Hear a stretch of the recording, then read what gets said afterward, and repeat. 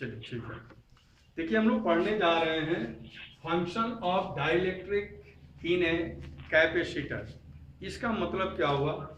आप जैसे कैपेसिटर, संधारित्र, इसके बीच में कोई अगर हम परावैद्युत पदार्थ ले लें, परावैद्युत पदार्थ को डाइलेक्ट्रिक कहा जाता है। और परावैद्युत पदार्थ होता है कोई कुचालक पदार्थ, ठीक ना। जैसे सूखी लकड़ी हो सकती है, थर्माकोल हो सकता है, चीनी मिट्टी, कॉटन, मतलब ये जो भी कुचालक पदार्थ होते हैं, रबड़, जो भी प्लास्टिक, कुछ भी जो कुचालक पदार्थ हो उनको हम डाइलेक्ट्रिक कहते हैं, ठीक है। तो अगर ये संधारित्र है, जैसे मान लीजिए संधारित्र पर एक प्लेट पर प्लस है, दूसरे प्लेट पर माइनस है, और इसके बीच में अगर हम कोई परावैद्युत पदार्थ रख देते हैं, डाइलेक्ट्रिक रख देते हैं, तो इसका डाइलेक्ट्रिक कौन सा काम करता है, क्यों हम इसको रखते हैं? जैसे संधारित्र है, अभी हवा में है, ठीक है, लेकिन इसके अंदर जो हम कुचालक पदार्थ रखते हैं, तो यह कुचालक पदार्थ कौन सा काम करता है, ठीक ना। इसी टॉपिक को हम लोग पढ़ने जा रहे हैं। तो आइए हम जाने कि अगर हम डाइलेक्ट्रिक परावैद्युत किसी कुचालक पदार्थ को अगर हम संधारित्र के बीच में अगर हम रख दें तो इसका क्या प्रभाव पड़ता है। ओके, तो इसे मान लीजिए एक संधारित्र है, ठीक है, बिल्कुल आप देख पा रहे होंगे। संधारित्र आपको बताया गया है, संधारित्र क्या होता है, कैपेसिटर क्या होता है। वह दो प्लेट जो एक दूसरे के बिल्कुल पैरेलल रखे गए हों और एक दूसरे से काफ़ी कम दूरी पर रखे गए हों, एक पर जितना पॉजिटिव चार्ज है दूसरे पर उतना ही नेगेटिव चार्ज हो, तो इस तरह की जो व्यवस्था होती है उसे हम कहते हैं कैपेसिटर, उसे हम कहते हैं संधारित्र। तो इसमें एक ये प्लेट है, आप देख रहे हैं, और एक ऐसे प्लेट होगा, इस तरह से प्लेट होगा, और एक दूसरा प्लेट है, और दोनों बिल्कुल एक दूसरे के करीब होने चाहिए, ठीक है, पास में होने चाहिए।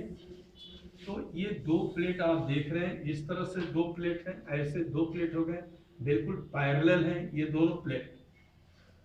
अब इनके बीच में एक हम परावैद्युत ले लेते हैं। परावैद्युत का मतलब ही होता है कुचालक पदार्थ, डाइलेक्ट्रिक मतलब इंसुलेटर, कोई इंसुलेटर मटेरियल अगर इसमें हम डाल दें तो उसी को हम कहेंगे डाइलेक्ट्रिक परावैद्युत कहेंगे, ठीक है। हाँ, कैपेसिटर में जो दो प्लेट होते हैं उन दोनों प्लेटों पर चार्ज होते हैं। जैसे मान लीजिए इस पर चार्ज है पॉजिटिव और दूसरे पर उतना ही चार्ज होगा लेकिन निगेटिव चार्ज होगा दूसरे पर, और इस पर है पॉजिटिव चार्ज और इस प्लेट पर है निगेटिव चार्ज। बिल्कुल चार्ज क्वांटिटी में बिल्कुल बराबर होते हैं, बस केवल नेचर में अपोजिट होते हैं, ठीक है। तो ये जो आप प्लेट देख रहे हैं ये प्लेट है, संधारित्र के दोनों प्लेट हैं, और इसके बीच में ये एक इंसुलेटर रखा गया है, डाइलेक्ट्रिक है ये। अब क्या प्रभाव पड़ेगा डाइलेक्ट्रिक पर, तो आपको मैं ध्यान दिलाना चाहूँगा, जब हम लोग कंडक्टर और इंसुलेटर पढ़ रहे थे तब हमने आपको स्पष्ट बतलाया था कि जैसे कंडक्टर, ओके, कंडक्टर का ये एक एटम है, तो इसके एटम में के सेंट्रल पार्ट में पॉजिटिव और न्यूट्रॉन्स माने प्रोटॉन और न्यूट्रॉन्स होते हैं सेंट्रल पार्ट में, ओके। और चारों तरफ पेरिफेरल रीजन में चारों तरफ सर्कुलर पाथ में इलेक्ट्रॉन्स रिवॉल्व करते हैं, परिक्रमण करते रहते हैं, ठीक है। जो सबसे बाहरी कक्षा का इलेक्ट्रॉन होता है वह अपने नाभिक के द्वारा, ठीक ना, बहुत कमजोर बंध से बंधा होता है, बहुत कमजोर बंध है ये, ठीक है, और ये आसानी से टूटकर अलग हो जाता है। इसी इलेक्ट्रॉन को हम कहते हैं फ्री इलेक्ट्रॉन। ये कहाँ होता है? ये कंडक्टर में होता है। लेकिन अगर हम इंसुलेटर की बात करें, कुचालक की बात करें, तो कुचालक की जो नाभिक होती है, ठीक है, यहाँ पर भी प्रोटॉन और न्यूट्रॉन होगा और विभिन्न कक्षाओं में इलेक्ट्रॉन परिक्रमण कर रहे होंगे, लेकिन कुचालक पदार्थ में, इंसुलेटर में एक खास बात ये होती है कि इसके बाहरी कक्षा का इलेक्ट्रॉन अपने न्यूक्लियस से इतना सख्ती के साथ बंधा होता है, स्ट्रांगली ये बाउंड होता है कि ये टूटकर अपने से अलग नहीं हो पाता। तो ये इंसुलेटर की सबसे बड़ी पहचान है कि इंसुलेटर की खासियत है कि इसका बाहरी कक्षा का इलेक्ट्रॉन कभी भी अपने एटम को छोड़कर बिल्कुल बाहर नहीं हो पाता है। ओके, तो इसी फिगर को इतना बड़ा न बनाकर अगर थोड़ा सा हम लोग इसको सिंपल में बनाएं तो पॉजिटिव दिखला देंगे कि ये सेंटर है, और बाहर एक इलेक्ट्रॉन दिखला देंगे कि ये इलेक्ट्रॉन है। सिंपली इसको ऐसे हम दिखला सकते हैं। और यहाँ पर ये बात बिल्कुल याद रखिए कि इलेक्ट्रॉन इस कक्षा को छोड़ नहीं सकता है, छोड़कर बाहर नहीं जा सकता है।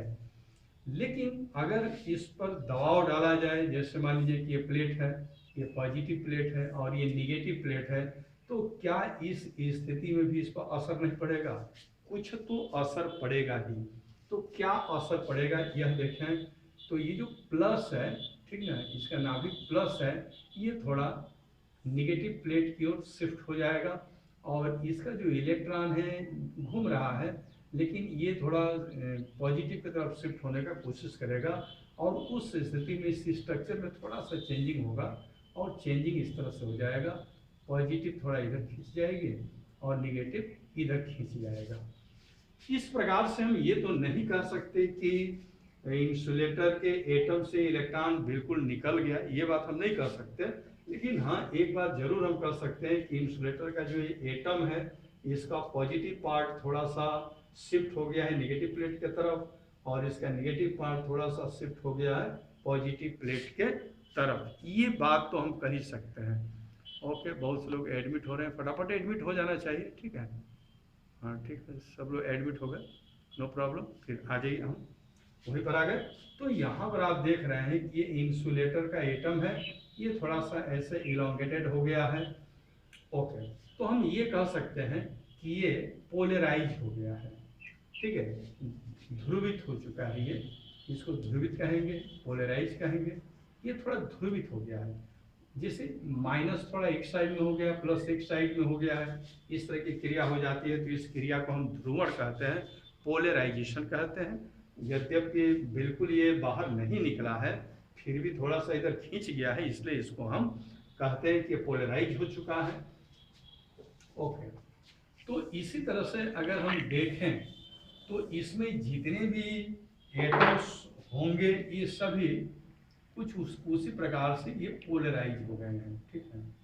जैसे हम 3 एटम्स यहाँ पर दिखला रहे हैं, इसी तरह से फिगर बनेंगे। 3 एटम्स देख लीजिए, बहुत अच्छा से फिगर को समझना जरूरी है। पहले तो ठीक था, ये बिल्कुल स्फेरिकल एटम था, लेकिन ये माइनस और प्लस प्लेट की वजह से यहाँ पर थोड़े से इलोंगेटेड हो जाते हैं, ये चपटे पड़ जाते हैं, और देखा जाए तो बड़े यहाँ पर निगेटिव जो है, इसका निगेटिव पार्ट यहाँ पर आ गया है, इस तरह से प्लस प्लेट के पास में लगभग आने की कोशिश है, लेकिन पूरा निकल नहीं पाया है।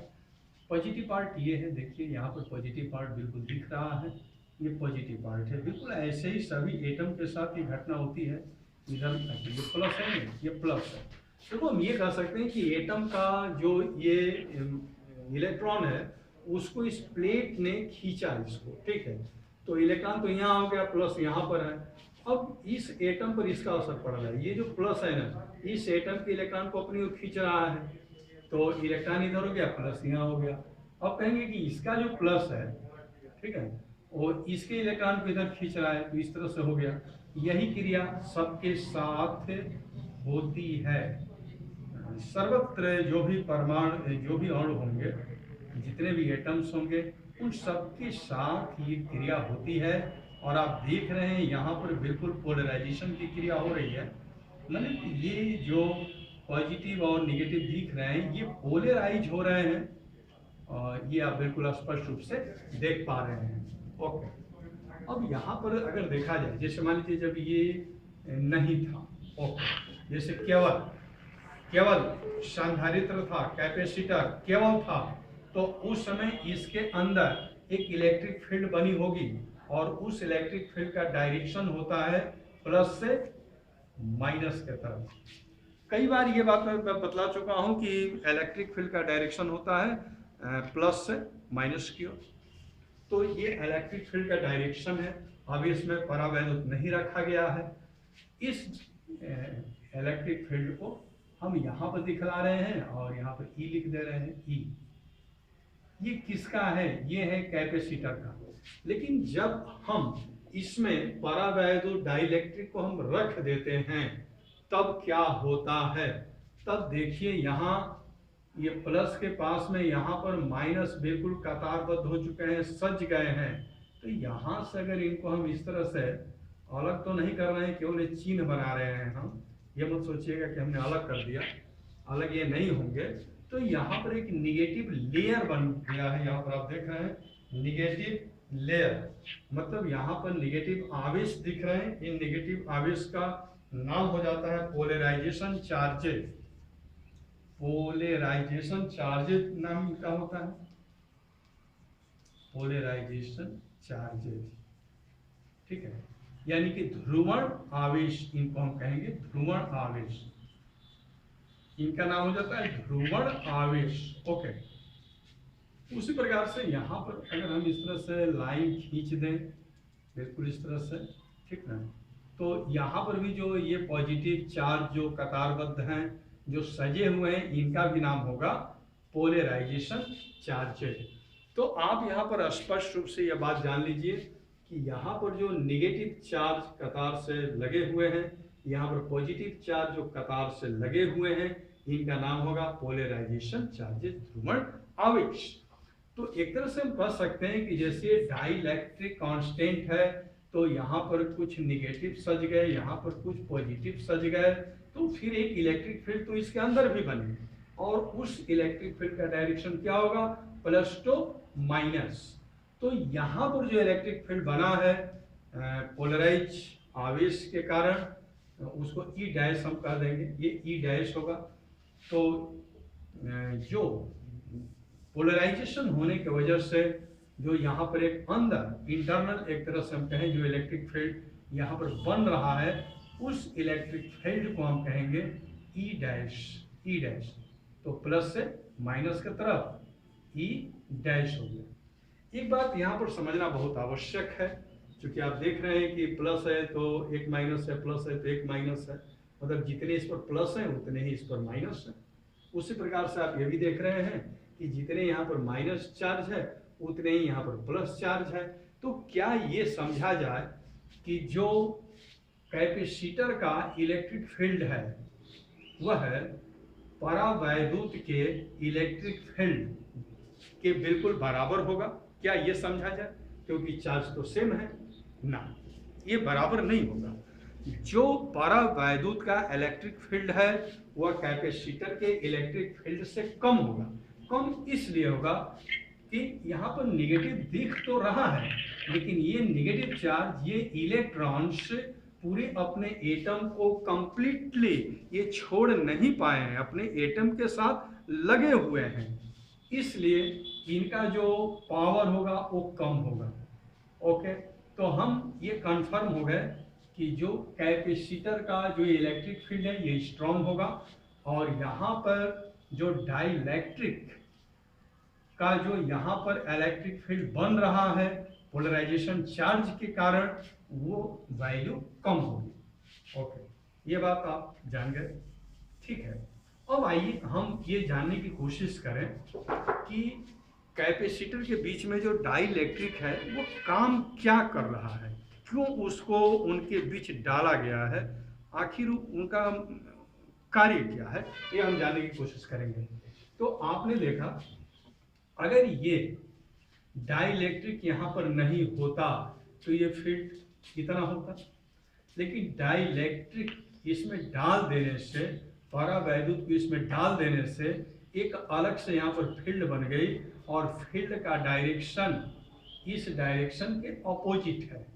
तो यहाँ पर रिजल्टेंट ई, रिजल्टेंट, ठीक है, तो ई रिजल्टेंट क्या हो जाएगा, ई माइनस ई डैश, यानी कि सबको मिलाकर जो रिजल्टेंट ई होगा वह ई में से ई डैश को माइनस करने पर प्राप्त होगा। यानी कि हम ये कह सकते हैं कि जो रिजल्टेंट इलेक्ट्रिक फील्ड है वह कम हो गई, ई से कम हो गई। तो अब यहाँ पर कुछ मकसद ये निकल पा रहा है कि पारावैद्युत डालने से क्या हुआ, ये पारावैद्युत संधारित्र के विद्युत क्षेत्र को कम करने का प्रयास करता है और कम कर भी दिया है। अब सवाल ये उठता है कि अगर संधारित्र का विद्युत क्षेत्र कम हो जाए तो इसका क्या मतलब है, इससे हमको क्या लाभ मिलता है।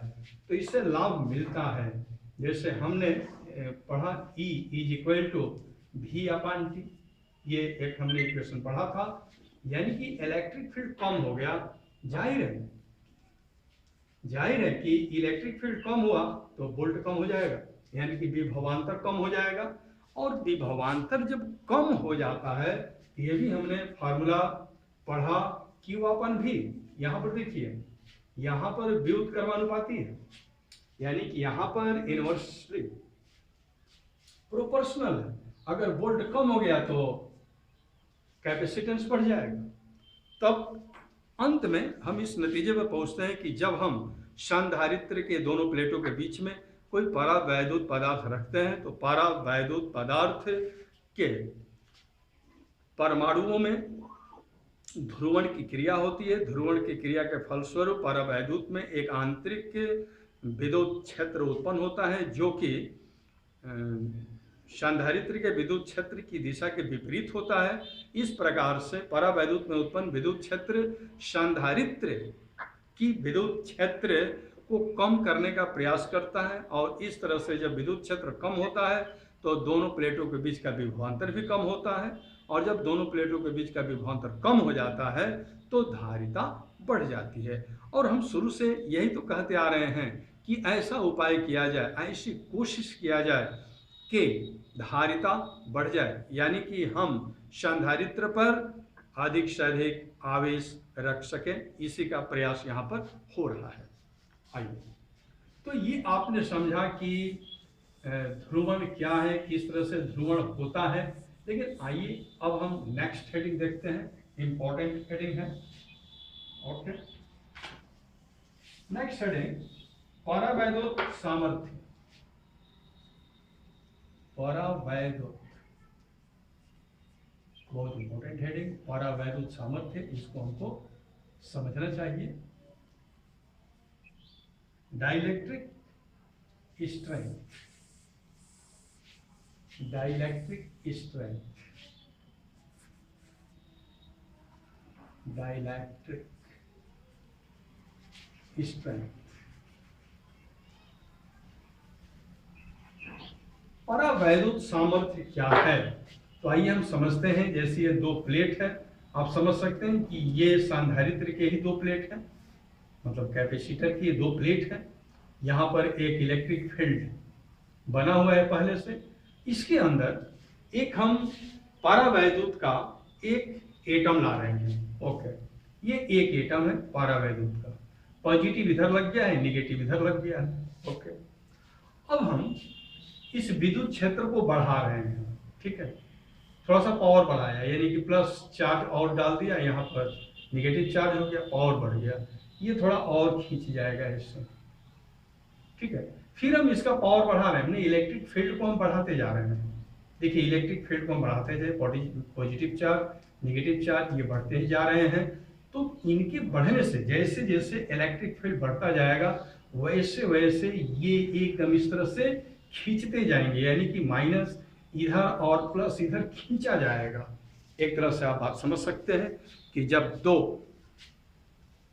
धन और ऋण प्लेटों के बीच में जो विद्युत क्षेत्र बना हुआ है, अगर उस विद्युत क्षेत्र के वैल्यू को अगर हम बढ़ाते चले जाएं तो परावैद्युत का एटम जिसमें एक निगेटिव है एक पॉजिटिव है और इस तरह से लगे हुए हैं, जब हम इलेक्ट्रिक फील्ड बढ़ाते जाएंगे तो इनमें एक खिंचाव उत्पन्न होता जाएगा, और ये खिंचाव इतना अधिक हो जाएगा कि एक स्थिति ऐसी आएगी कि ये टूट भी सकता है। ये है इंपॉर्टेंट पॉइंट नोट करने वाली कि ये इलेक्ट्रॉन टूट भी सकता है। ये है इंपॉर्टेंट पॉइंट। यानी कि हम जैसे ये जानते रहे हैं कि डाइलेक्ट्रिक परावैद्युत एक कुचालक पदार्थ है, और कुचालक पदार्थ के बाहरी कक्षा के इलेक्ट्रॉन कभी भी अपने से स्वतंत्र रूप से बाहर नहीं निकल पाते हैं, वे अपने एटम में ही रहते हैं। लेकिन यहाँ पर ऐसी कोशिश की गई कि बाह्य विद्युत क्षेत्र को इतना बढ़ा दिया गया, इतना स्ट्रॉन्ग कर दिया गया कि ये प्लस और माइनस खींचते चले गए, और अंत में इलेक्ट्रॉन टूट गया और टूट कर अलग हो गया। यह है इंपॉर्टेंट यहाँ की घटना। तो आइए हम जाने कि परावैद्युत की सामर्थ्य क्या होती है, परावैद्युत की शक्ति क्या होती है। तो यहाँ जानिए, वह विद्युत क्षेत्र, वह अधिक से अधिक विद्युत क्षेत्र, ये विद्युत क्षेत्र हम बढ़ाते जा रहे हैं, इलेक्ट्रिक फील्ड हम बढ़ाते जा रहे हैं, वो अधिक से अधिक विद्युत क्षेत्र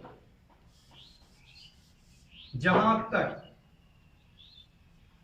ये परावैद्युत का एटम बिना टूटे सहन कर सकता है, बिना टूटे सहन कर सकता है।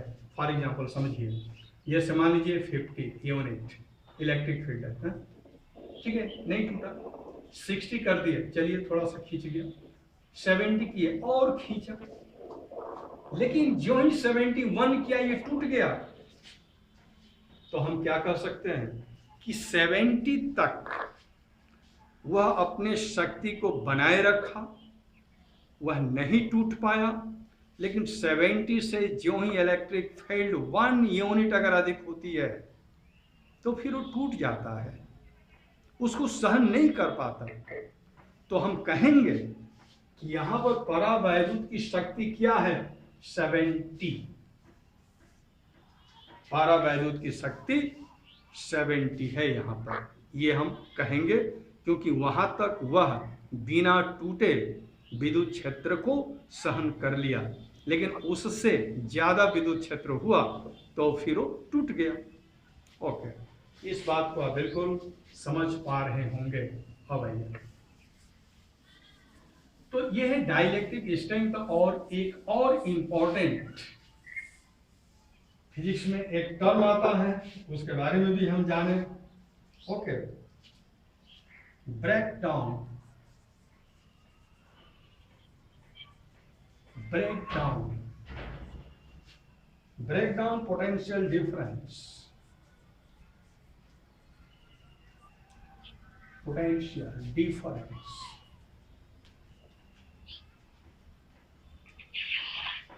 भंजक विभवांतर, हिंदी में इसको हम कहते हैं भंजक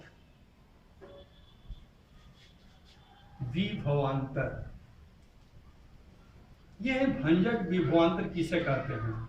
चलिए, यहां पर एक हमने प्लेट लिया, यहां भी प्लेट लिया, इसको पॉजिटिव है इसको निगेटिव करने के लिए हम यहाँ पर एक विद्युत मशीन ले लिए। ओके, इसको विद्युत इलेक्ट्रिक मशीन कहेंगे हम, ठीक है, इलेक्ट्रिक मशीन है ये।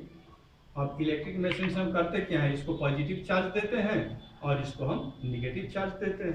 ओके, हमने ये पढ़ा कि जैसे जैसे हम चार्ज बढ़ाते जाते हैं वैसे वैसे पोटेंशियल विभव बढ़ता जाता है। तो इस इलेक्ट्रिक मशीन से जैसे जैसे हम चार्ज बढ़ाते जाएंगे वैसे वैसे क्या होता है, पोटेंशियल बढ़ता जाता है। ओके, और जैसे जैसे पोटेंशियल बढ़ेगा इसमें डाइलेक्ट्रिक पदार्थ का एक ये एटम है, इसका माइनस इधर है प्लस इधर है, ठीक है। तो हमें क्या करना चाहिए, जैसे यहाँ पर एक हम विभव नापने वाला यंत्र हम रख दें यहाँ पर ना, जो विभव को नापेगा कितना विभव हुआ। चलिए प्रैक्टिकल हम शुरू करते हैं। यहाँ से हम देना शुरू कर दिए और यहाँ पर हम देख रहे हैं कि जो ये सुई है रीडिंग, अभी मान लीजिए अभी सुई 0 पर है ना, अब धीरे धीरे ये सुई बढ़ रही है इस तरह से। तो ये क्या बता रही है, 1 2 3 4 5 6 इस तरह से 10 20 30 40 ये रीडिंग ले रहा है। विभवांतर का। अब हमारी नजर यहाँ पर है कि और इलेक्ट्रिक मशीन से चार्ज देते जाएंगे, लेकिन हमारी नजर यहाँ भी टिकी रहेगी। जो ही ये इलेक्ट्रॉन टूटेगा, जो ही ये इलेक्ट्रॉन टूटेगा, चार्ज देना बंद कर देंगे और उस स्थिति में हम देखेंगे कि यहाँ पर पोटेंशियल कितना है, विभव कितना है। विभव हमने नोट कर लिया। मान लीजिए विभव यहाँ पर 80 है। इसका मतलब हुआ कि 80 विभव पर ये टूट गया, इलेक्ट्रॉन क्या हुआ, टूटकर अलग हो गया। तो हम कहेंगे कि जो 80 वोल्ट है विभवांतर, 80 वोल्ट जो विभवांतर है, इसी का नाम होगा भंजक विभवांतर। यानी कि वह विभवांतर, संधारित्र के प्लेटों के बीच का वह विभवांतर, जिस विभवांतर पर परावैद्युत परमाणु का इलेक्ट्रॉन बिल्कुल टूटकर अलग हो जाता है, उस विभवांतर का नाम होता है भंजक विभवांतर। टाइम आउट हो चुका है, यहाँ पर सिग्नल आ रहा है टाइम आउट का। ठीक है, आज की पढ़ाई यहीं तक। Thank you very much. के बारे में काफ़ी विस्तृत चर्चा हम एसेंसिंग लाइव क्लास में कर चुके हैं। यदि आप भी लाइव क्लास ज्वाइन करना चाहते हैं तो मेरे व्हाट्सएप नंबर 96 16 72 78 46 पर अपना नाम व क्लास सेंड करें। एसेंसिंग लाइव क्लास जूम ऐप पर चल रहा है। मेरा ID 5563633017 तथा पासवर्ड QWERTY @123 है। धन्यवाद।